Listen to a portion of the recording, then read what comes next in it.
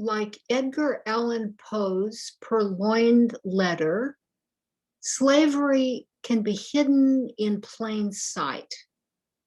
In fact, early Christian slavery has been hidden to most university and seminary scholars for many centuries. In recent decades, however, by bringing new perspectives and new questions to ancient texts and artifacts, scholars have begun to see what was there all along. Today, I will speak about the historical figures Junia and Julia of Romans 16, 7, and 15, who are highly likely to have been formerly enslaved, and the presumably fictitious figure Thecla, whom the Acts of Paul and Thecla represents as a slaveholder. I will also briefly discuss the enslaved men and women who served Thecla. This will expand the sources to be considered for women's history and for literary representations of enslaved, formerly enslaved, and slaveholding women in the New Testament and the Apocrypha. A feminist intersectional analysis will yield a more complex understanding of how gender and legal status inflect each other and will help to make visible gendered power relations. I will not address aspects of slavery in the New Testament and other early Christian texts on which other scholars have already ably written or on which I have previously published. Important interpreters of gendered slavery include Jennifer A. Glancy, Sheila Briggs, Margaret Y. McDonald, Christy Cobb, Mitzi Smith, Ronald Charles, Mariana Beland-Kartsov, and Chris DeWitt. I will not discuss the Rhoda of Acts 12, 12 to 15, the enslaved woman with the spirit of divination in Acts 16, 16 to 18, the woman enslaved to the high priest in Jerusalem who questions Peter about his knowledge of Jesus. I will utilize interpretive and reading strategies that address the scarcity of New Testament and other early Christian sources for enslaved, formerly enslaved, and slaveholding women. Within these, my tools and procedures include onomastics, philology, investigation of epigraphic and papyrological evidence, and examination of ancient literary sources, including Roman law on slavery from the cultures in which early Christ believers lived. On these bases, I will propose plausible pictures of the life circumstances of such women.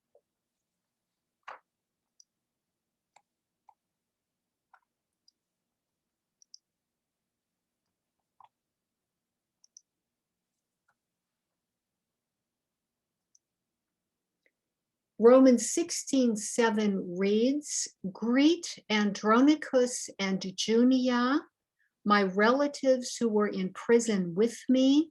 They are prominent among the apostles, and they were in Christ before I was. Aspazasta Andronikon kai Junian, tus syngenesmu kai sun aitmalotosmu, hoitenese sin episemoi en tois apostolois, hoi kai proemu gegonan en Christo."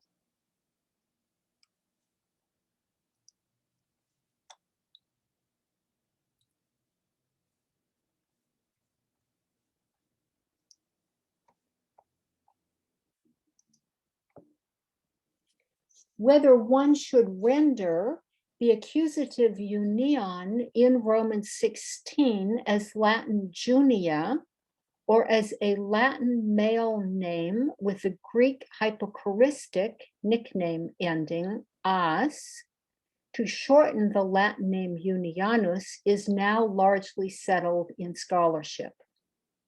The feminine form Junia occurs around 500 times in ancient inscriptions in both Latin and Greek, of those over 250 times in the city of Rome, whereas the hypothetical Junias is still, to my knowledge, unattested in ancient grave or donative inscriptions. When I published on Romans 16:7 in 1977, the majority of scholars held that the name was masculine.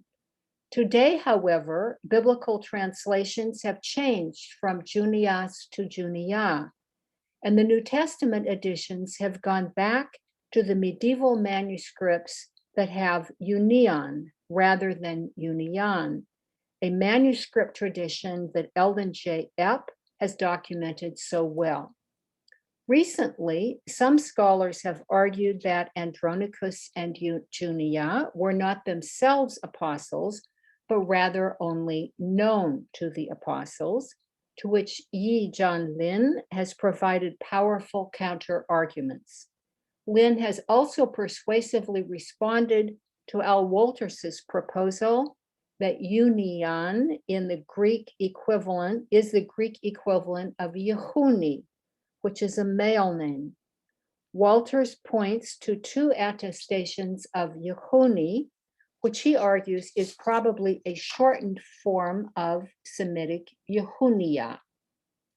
These two inscriptions, however, are in Gezer and on the Mount of Olives in Jerusalem, far from Rome.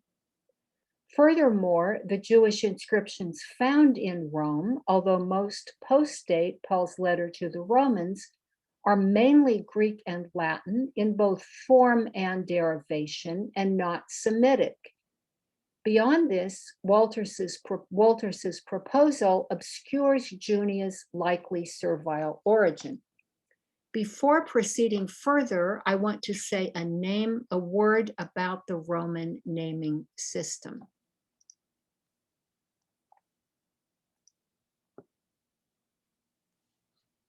Male Roman citizens had three names: a praenomen or first name, a nomen gentile or gentilicium, and a cognomen or additional personal name. Sometimes an agnomen followed as a fourth.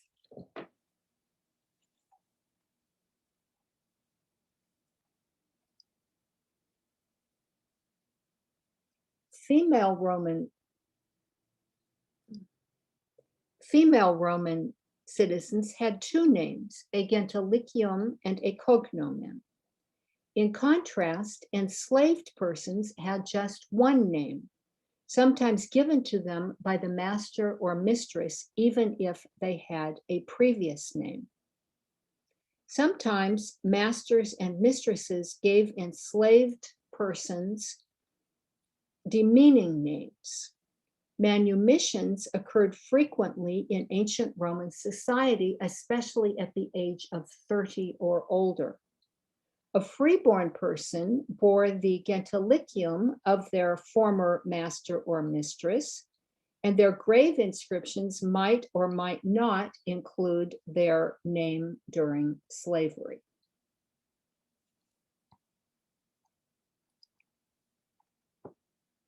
Junia's name may provide an important clue about her life experiences, namely that a member of the Junian clan, the gens Junia, quotes, owned and then manumitted her. The Junian clan was elite and influential and included, most notably, Marcus Junius Brutus, who killed Julius Caesar. On a grave inscription, a woman who had been enslaved to a Junius or a Junia would frequently bear the gentilicium in the feminine form Junia, followed by the name of her former owner in the genitive, for example, primae, that is Junia prima, daughter number one in that particular Junian family. Junia would be the gentilicium and prima the cognomen, and then by liberta, abbreviated L. The Greek equivalent of liberta is apollothera. Former owners, now patrons, required ongoing services, operai, of their freed persons who may have continued to live in the household and be buried with the family that had enslaved them. In that context, the term liberta signified the connection with the family, a connection that patrons and patronesses imagined as one of affection. Paul, however, would have no reason in a letter to use the formal term apollothera, thereby announcing Junia's past enslavement. Peter Lampe laid the groundwork for recognizing that perhaps the majority of the Christ believers greeted by Paul in Romans 16, 3-15 were of servile origin, and I am building on his impressive epigraphical research.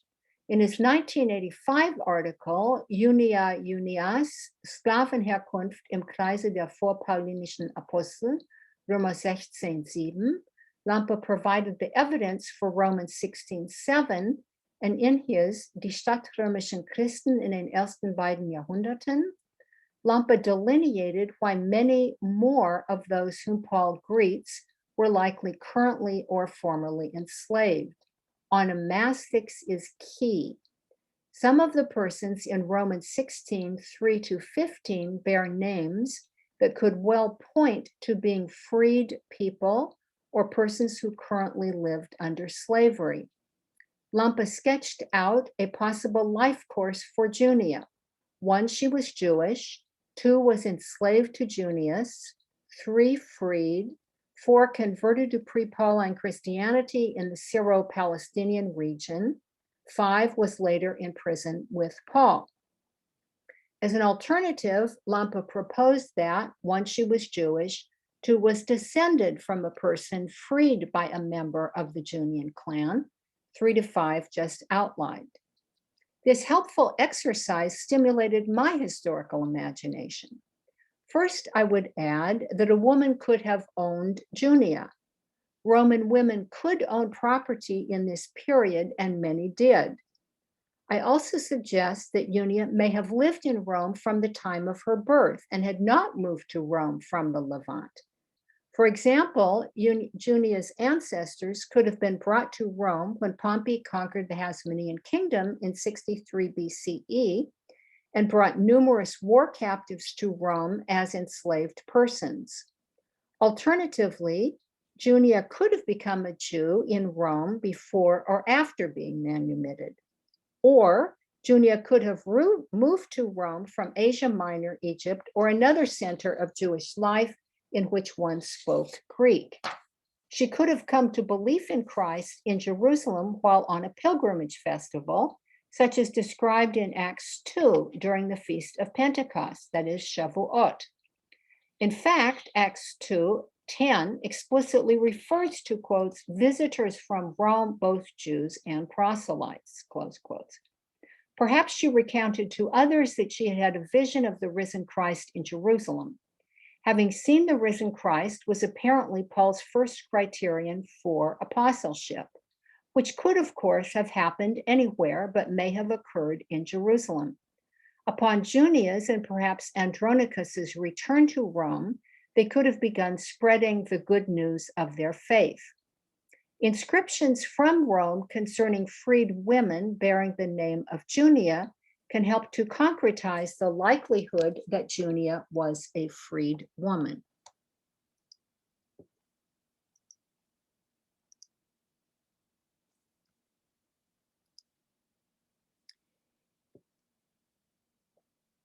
Junia, a freed woman of Satyras.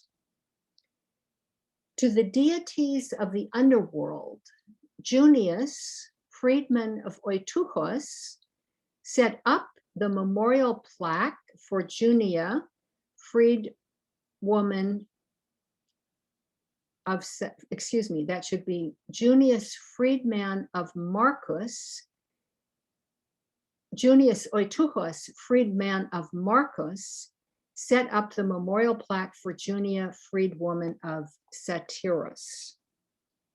In usual formulaic fashion, this inscription commemorates a Junia who had been enslaved to and then manumitted by a man named Satyras.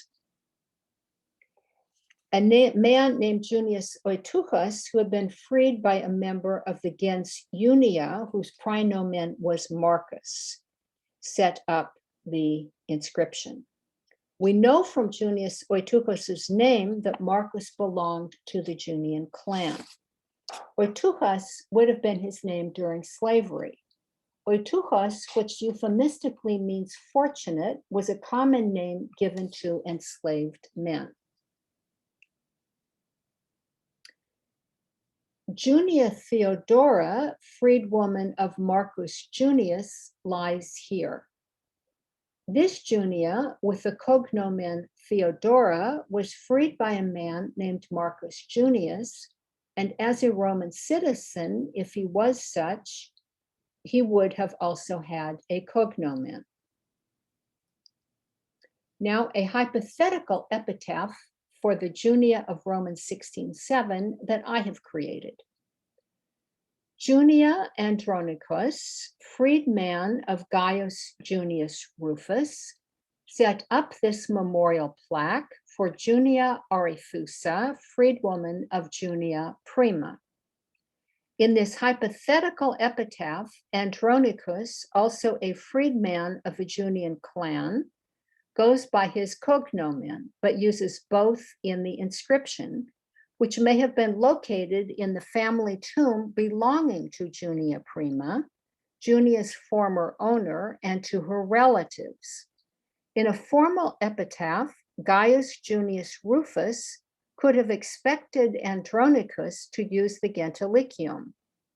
I have given Junia the cognomen Arethusa, a fairly common name given to women enslaved in Rome. Perhaps Junia went by the gentilicium of her patroness. In Romans 16:7, we see that, because as a Jew and a Christ believer, she preferred not to be known by the name of a naiad nymph, Arethusa, of a sacred spring.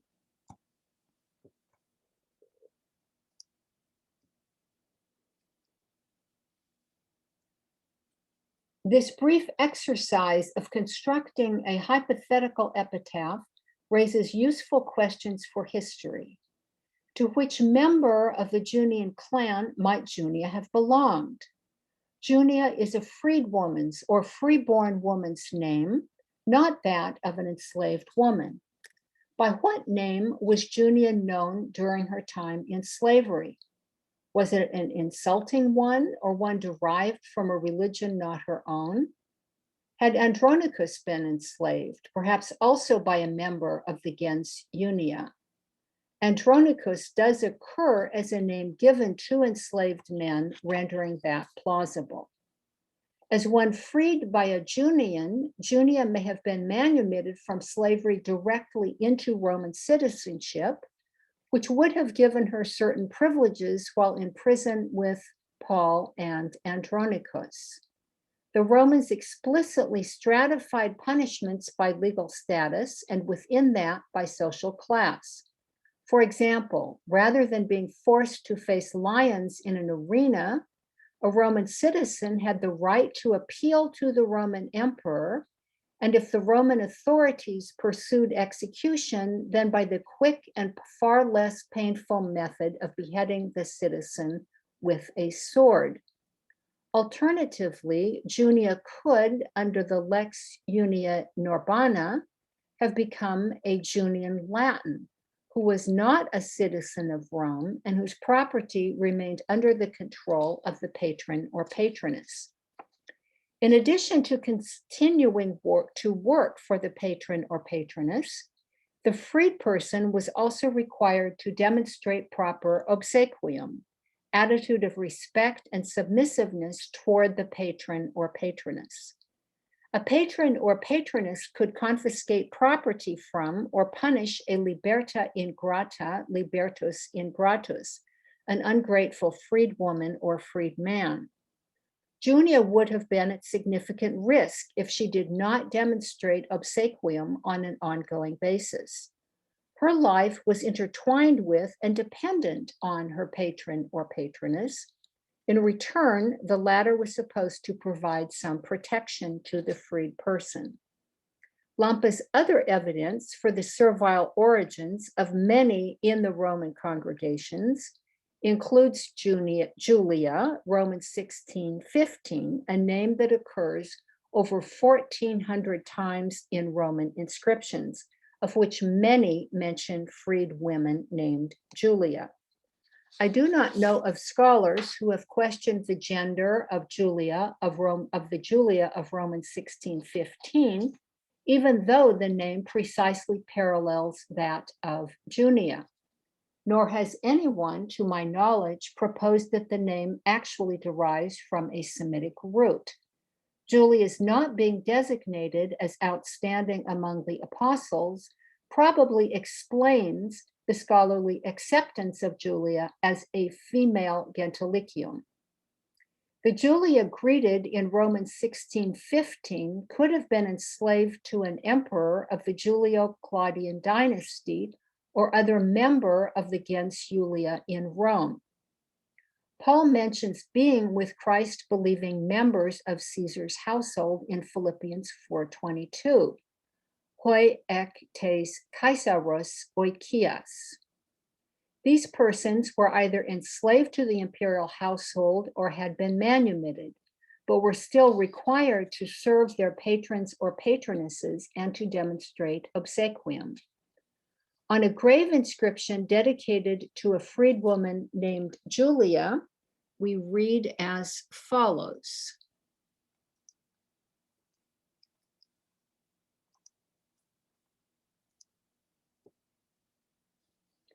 Julia, freed woman of Gaius, wife of Epaphroditus, her husband, she lived for 30 years. Julia's epitaph follows the formulaic order: Gentilicium Julia, cognomen Galatia. Perhaps she had been captured in Galatia and brought to Rome. Name of the former owner, now patron, Gaius in the genitive. L, to indicate that she was a liberta. The name of her husband in the genitive, wife, and the length of her life.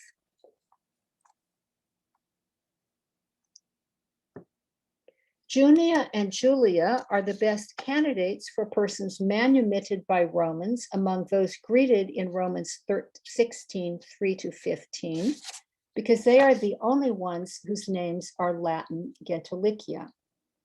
The name Junia does not occur in David Noy's collection of the Jewish inscriptions of Rome. But Junius, Julia, and Julius do. Nor Noy does not list the abbreviations L or apoloith as occurring in the volume's inscriptions. In two inscriptions, however, a patron and a patroness set up a memorial inscription. In one, a male patron dedicates his inscription to his formerly enslaved woman and proselyte named Felicitas, while in the other, a patroness named Dionysias does the same for Niketas, a male proselyte enslaved to her. Why are these inscriptions in Jewish catacomb settings? I read both as likely there because the former slaveholders, now patron and patroness, were probably Jewish and buried their freed persons here because these freed persons had converted to Judaism. In a third inscription on a gold glass, a man named Felix refers to Dominus Vitalis, Master Vitalis.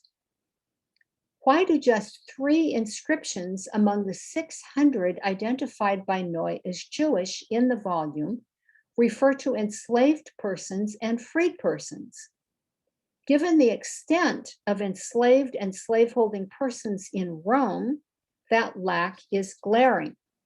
Roman generals Pompey and Vespasian captured countless Jews and brought them to Rome as enslaved spoils of war. and many of their descendants would have remained in slavery while keeping, even as masters and mistresses, perhaps manumitted Jewish parents, while keeping their offspring in slavery. Beyond that, some Roman Jews, such as those who made large donations to synagogues, were surely slaveholders. This subject deserves intense study and comparison between this set of Jewish inscriptions with others from Rome. Questions to ask include, might the Jewish community have purposely refrained from designating as enslaved those deceased Jews whose owners allowed the Jewish community to bury them in Jewish settings? Might Jewish freed persons be largely buried with their non-Jewish patrons and patronesses and not be designated as Jewish? Might Jews in Rome have been less prosperous than, for example, the wealthy head of the synagogue Rufina in Smyrna, Asia Minor, who built a tomb for multiple freed persons and enslaved persons raised in the household? A word of caution. While I do refer here to the Jewish inscriptions from Rome to understand Jewish practices for designating legal status, seeing persons named in extant Roman Jewish inscriptions as parallel to anyone in the New Testament faces the problem of dating. According to the latest attempts at dating the Roman Jewish inscriptions, they largely derive from the 3rd to the 5th centuries. Nevertheless, one can learn a great deal from the Roman Jewish inscriptions about the Jewish community in Rome, at least for those later centuries, some of which may apply to earlier centuries in which the epigraphic habit was not as pronounced. Which work might Junia and Julia have been forced to do during their time in slavery? As women in an urban setting belonging to possibly elite persons, they might have served, for example, as a hairdresser, a cook, a wet nurse, or a reader. A hairdresser or natrix would also serve as a personal attendant. A reader, Latin lectrix, would read aloud to her master or mistress. A wet nurse would nurse the owner's infant. While these forms of work may seem mild, the case of Roman matron Umbricia can remind us of the cruelties of slavery. In a highly unusual move, Emperor Hadrian actually banished Umbricia for 5 years because, quotes, for the slightest of reasons, she treated her enslaved women utterly atrociously. Exlovissimus causis, ancillas atrocissime tractasset. Close contact with the mistress or master could heighten the risk to an enslaved worker whom the owner might punish for the slightest infraction. Serving as a wet nurse could evoke complex emotions. On the positive side, the nurse might enter into a lifelong relationship with her nursling, which could be emotionally satisfying and result in some later advantages to her. On the other hand, medical writer Soranus recommends selecting a wet nurse with breasts and nipples of a specific size, shape, and texture, which implies a physical inspection. How might she feel being subjected to such pawing and a visual examination of her breasts? Beyond that, a wet nurse had to have given birth very recently. Extant wet nurse contracts between free parents and free women, or the owners of enslaved women, stipulate that the nurse is not allowed to have sex with a man. The maid antrocotusa clause, it is not having coitus with an aner, for the duration of the contract, which might be 2 years, and is not allowed to nurse another infant alongside the one stipulated in the contract. Would the wet nurse be allowed intimate contact with the father of her own child? Would the parents of the freeborn infant allow her to nurse her own baby? Or would they not allow that so as to ensure that the enslaved nurse's milk be preserved for their own baby? Perhaps they would give the enslaved baby to another enslaved nurse, so that she could nurse it alongside her own. Being separated from the intimate partner and from the infant would be devastating to an enslaved wet nurse. In an elite family, the wet nurse might be expected to sleep on the floor just outside where her nursling slept. Being on call 24 hours a day would be more than stressful. Sleeping alone in that location could also render her even more susceptible to sexual harassment or assault, of which enslaved persons were already at risk. An enslaved woman who gave birth multiple times increased the property of her master or mistress. Columella, a member of the gens Junia, writes that he required less work of an enslaved mother of 3 sons, and sometimes gave her freedom if she raised more children than that. A master who required sexual services of his enslaved female laborer had a double advantage: an outlet for his sexual desires and a larger future workforce. Junia, Julia, or any of the other women who may have been enslaved may have experienced such a use of their bodies. The earliest rabbinic sources, which do post-date Paul's letter to the Romans by about 150 years, realistically assess the situation of enslaved women and assume that freed women are not virgins. According to Tosefta Horayot, men do not want to marry a freed woman owing to the promiscuity of an enslaved woman. In Roman society, infamia, dishonor, characterized a freed woman. Paul apparently does not view Junia as dishonorable or lesser in any way, as his work with her and praise of her indicate. Another occupation in an elite household was that of reader, which raises the question which languages Junia, Julia, and any other enslaved persons mentioned in Romans 16, 3-15 would have spoken with their masters and mistresses. In order to understand Paul and his letter to the Romans, they must have understood Greek, and perhaps it was their native tongue. Soranus advises persons seeking a wet nurse to consider one who speaks Greek, so that that child can imbibe the language from infancy onward.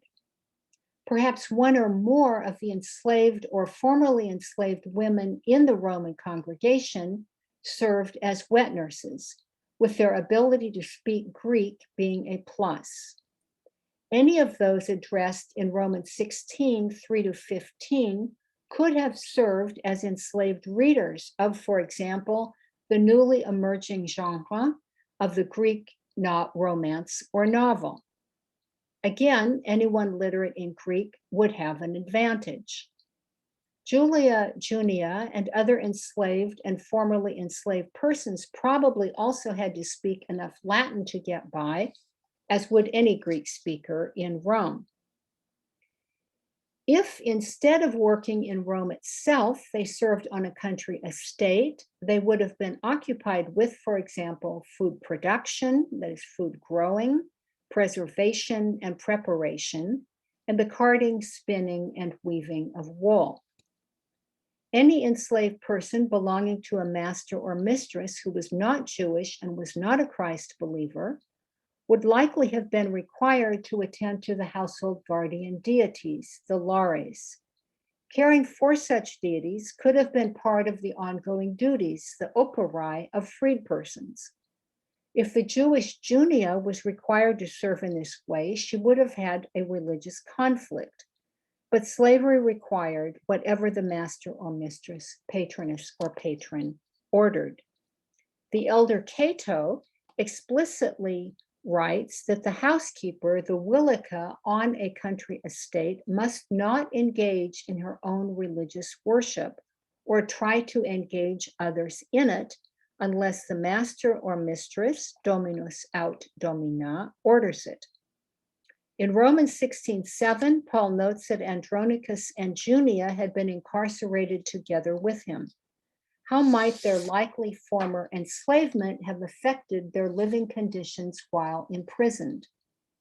We will never know precisely, but further research on the treatment of incarcerated persons who were enslaved or had been enslaved could shed light on this question.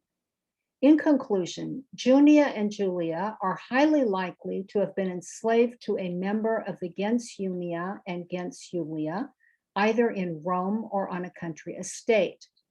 They could have worked in any number of servile female occupations and would, like any enslaved person, always be at risk of cruel punishments, including by a mistress. Their enslavers could inspect their bodies, sexually use them, separate them from their intimate partner and children, prohibit them from their own religious practices, and require them to perform religious duties toward their own deities. A master or mistress may have benefited from their fluency in Greek. As freed women, Junia and Julia needed to demonstrate obsequium to their patron or patroness and to perform operae. Part 2, Thecla and her enslaved retinue. Thecla of the Acts of Paul and Thecla is a slaveholder, which is not widely known and which most translations have obscured. Thecla, a young woman from a wealthy and prominent family, having refused to marry her fiancé, instead follows Paul, pursuing a life of sexual purity. When in Antioch, the influential Alexander sexually assaults Thecla on the open street, and she forcefully resists by ripping his cloak and taking the crown off his head, Alexander persuades the governor to condemn Thecla to the beasts. The wealthy Tryphina takes Thecla under her wing, attempting to protect her. Ultimately, the governor releases Thecla, who proceeds to Tryphina's home, where Thecla teaches Tryphina the word of God.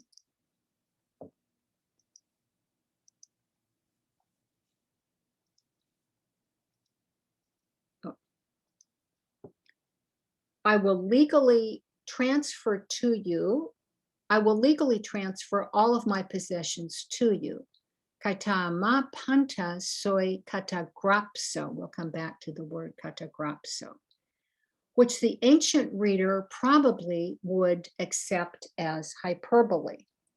Tryphina is not giving Thecla her own house and enslaved household staff.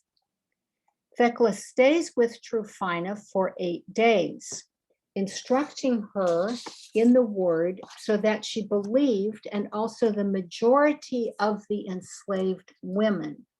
So that last was kaiton paidiskon tas pleonas. Thecla yearns for Paul, sends around for him, probably the enslaved staff that Tryphina had given her, and learns that Paul is in Myra.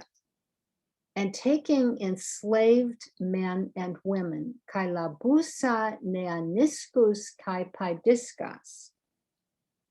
Thecla dresses as a man, travels to Myra, finds Paul speaking the word of God, and goes to him. The ancient reader would understand the risk to a freeborn young woman traveling alone. Thecla has, in fact, just recently been assaulted on the open street. Young and old, low status, and enslaved women, of course, are at greater risk because they have to go to the market and out to other public and private locations. Under Roman law, a man who accosts a free woman is at greater liability than one who accosts an enslaved woman. The high-ranking Alexander acts as one above the law and succeeds up to the point of having Thecla thrown into the arena. Tryphina, in mourning for her own daughter Falconilla, sees Thecla as a second daughter and seeks to protect her. Giving Thecla enslaved men and women to accompany her on her missionary journey would be the best protection that Tryphina could give to Thecla. To be sure, transfer by deed, which the verb grapho, right, denotes, is unlikely to have occurred, especially not within the space of 8 days. Like other novels of the period, the Acts of Paul and Thecla uses poetic license. The narrative leads the ancient reader to believe that this human property now belongs to Thecla, and probably to assume that Thecla also has a sufficient quantity of copper, silver, and gold coins to make her way and to feed and house her enslaved retinue and herself. Thecla's dressing as a man could further protect her from assault. Perhaps the enslaved men and women were among those who came to belief in the Lord through Thecla's own instruction within Tryphina's home.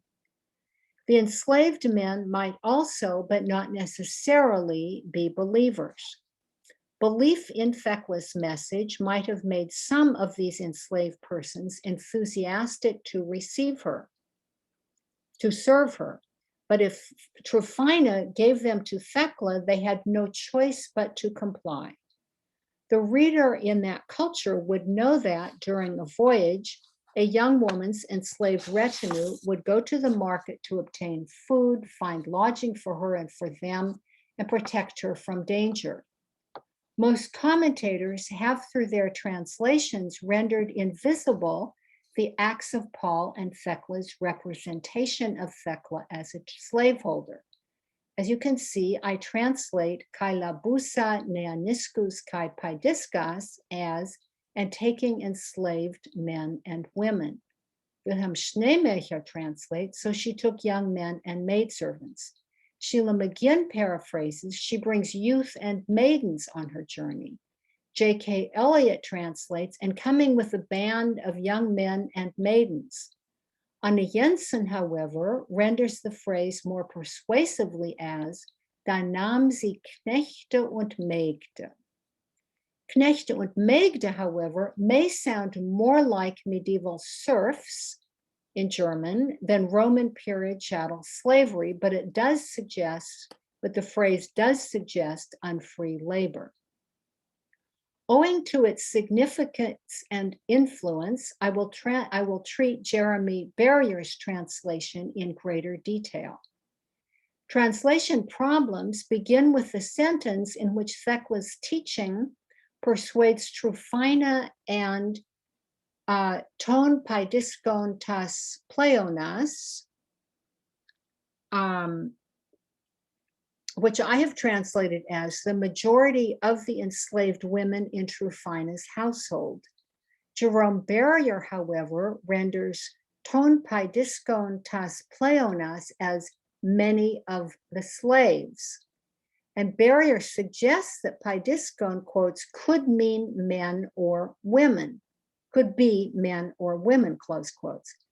Barrier thus proposes that paidiskon, genitive plural, could be masculine or feminine, although just 2 sentences later, paired with neaniscus, accusative plural masculine, paidiskas, accusative plural, is clearly feminine.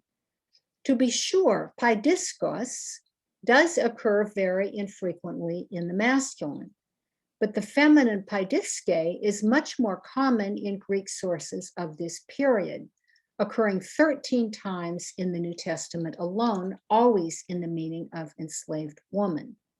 Barrier does not provide any ancient examples to support his gender-neutral translation. Barrier renders labusai,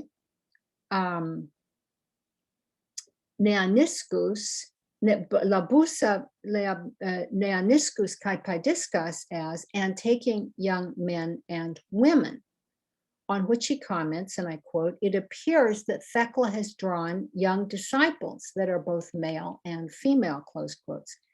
They may be disciples who came to belief in Tryphina's home, but that is likely not their main function in the narrative. Barrier provides no philological or linguistic evidence or arguments for his translation of Paidiske as young woman.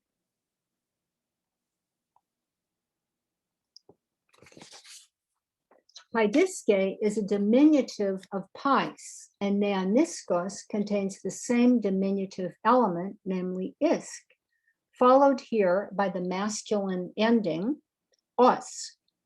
Neaniskos can mean youth or young man, but also enslaved man, as in the Acts of Thomas, the Acts of John, and Lucian, Alexander the false prophet.